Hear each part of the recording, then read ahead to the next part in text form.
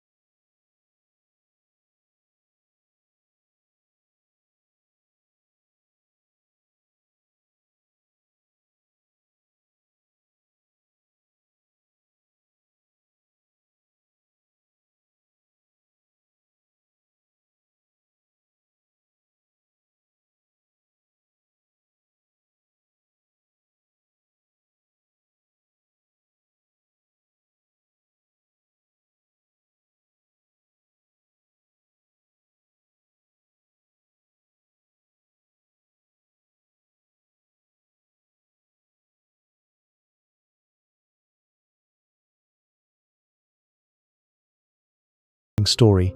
If you enjoy uncovering the hidden, human truths behind history's grand narratives, please consider hitting that like button and subscribing for more content like this. And let me know in the comments where you're watching from. It's truly incredible that we can connect across time and space to share these stories.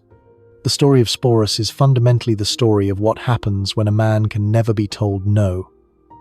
It begins not with a monster, but with a promise. The Emperor's golden age and its decay. When Nero ascended to the throne at just 16 years old, the Roman people had reason to hope. Under the guidance of his tutor, the philosopher Seneca, Nero's early reign was marked by reduced taxes, a crackdown on corruption, and lavish public games that endeared him to the common people. He saw himself as a visionary artist, a performer, a poet, not just a politician, and his early years were, by all accounts, a promising dawn for the empire.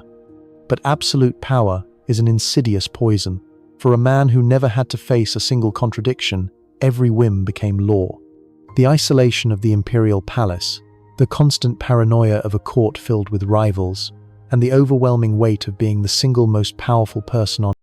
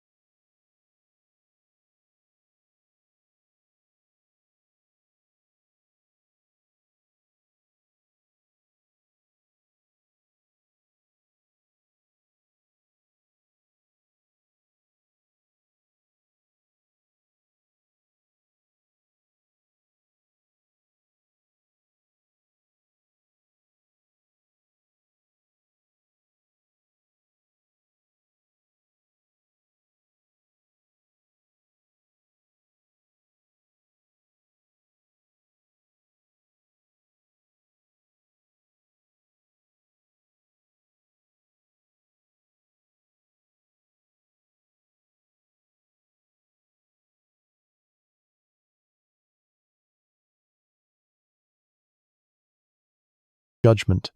For a man who had not been contradicted in years, this was an unforgivable offense. In a blind rage, Nero struck her, not with a slap or a punch, but, according to the historian Tacitus, with a brutal kick or blow to her abdomen. The attack was so violent that it caused fatal injuries. Poppaea died within hours, taking with her their unborn child. Imagine the moment the red haze of his rage cleared. Nero, the man who commanded an empire of millions, had just destroyed the one thing he claimed to love more than anything.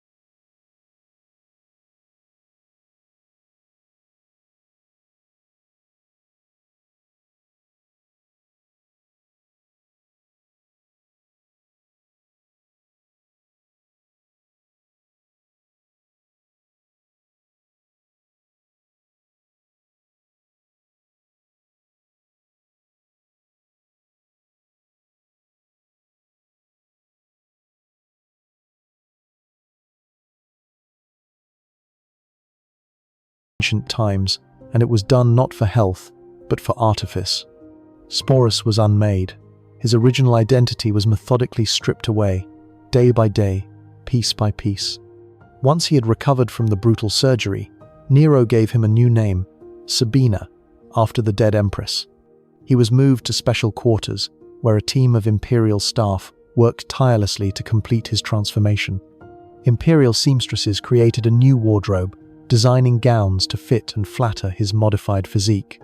Master jewelers crafted new ornaments, many of which incorporated gems that had once belonged to Poppia herself.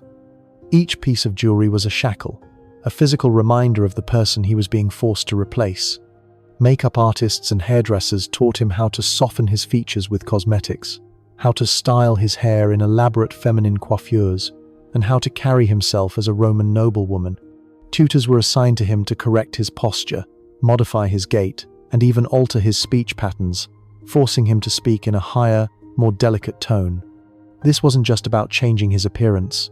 It was a complete and total erasure of the person he was.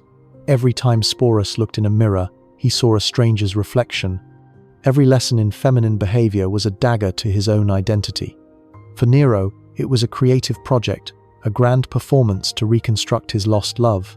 For Sporus, it was a living nightmare, the final act of a tragedy.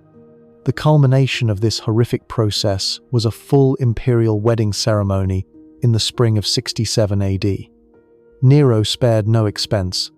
He treated it as a legitimate marriage, complete with traditional vows, joining of hands, and the signing of legal documents. Here was the most powerful man on earth, publicly marrying a surgically modified teenage boy dressed as his dead wife, and forcing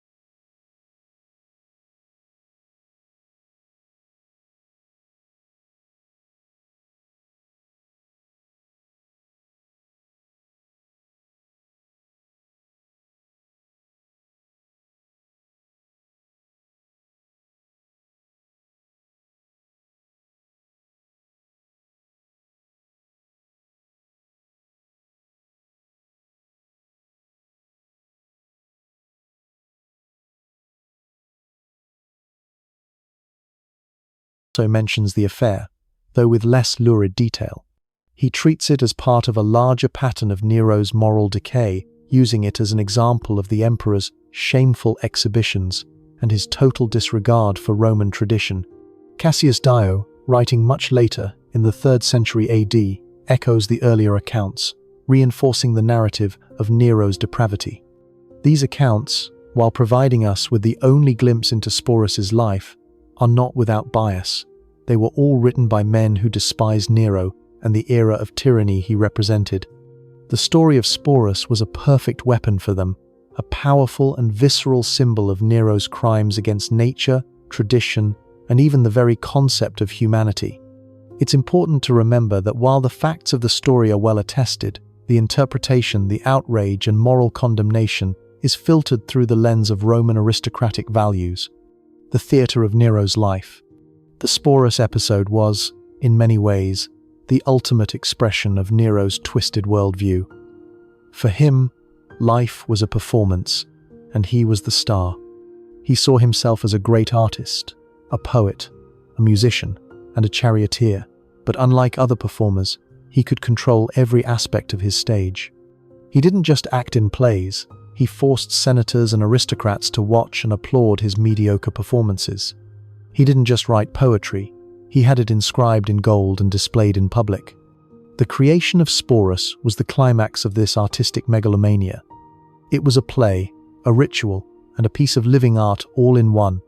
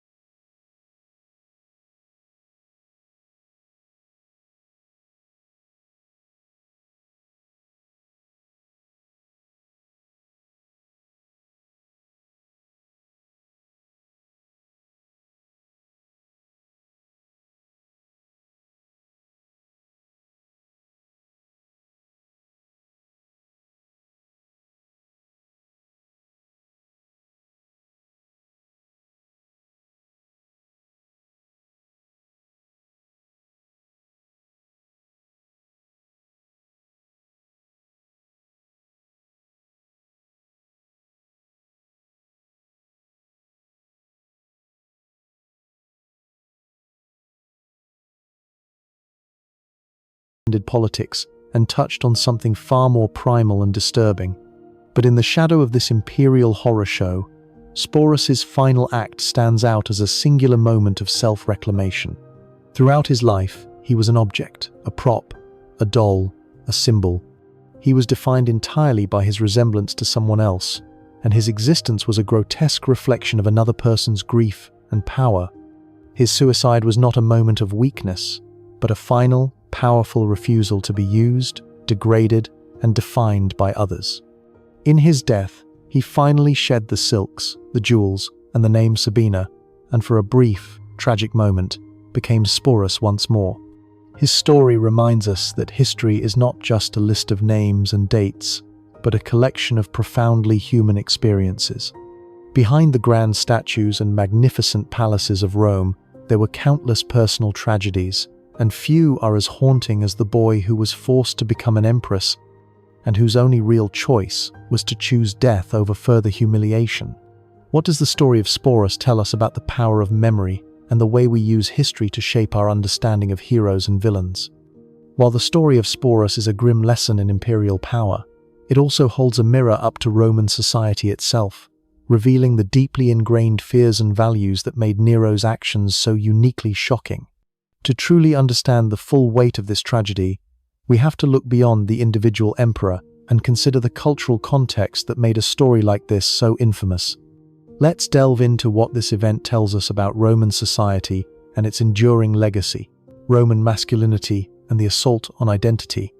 Roman culture was built on a foundation of virilitas, a concept that encompassed not just physical strength but also moral virtue, courage, and most importantly, the ability to dominate. A Roman man was expected to be a master of his household and his own emotions, Any display of effeminacy or a perceived loss of control was seen as a profound weakness. The Roman elite were particularly sensitive about their dignitas, a sense of personal worth and respect that was constantly on public display. Nero's actions against Sporus were a calculated and shocking assault on these very values.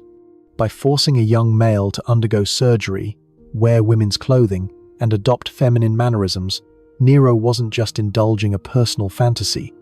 He was publicly violating the core principles of Roman identity. He took a person who was born male and, in a ceremony witnessed by the most powerful people in the empire, officially declared him to be a woman. In doing so, he showed a complete disregard for Roman traditions, social norms, and the sanctity of the human body. This is why the story was such a powerful tool for Nero's enemies. It wasn't just a scandal, it was proof that the emperor had lost his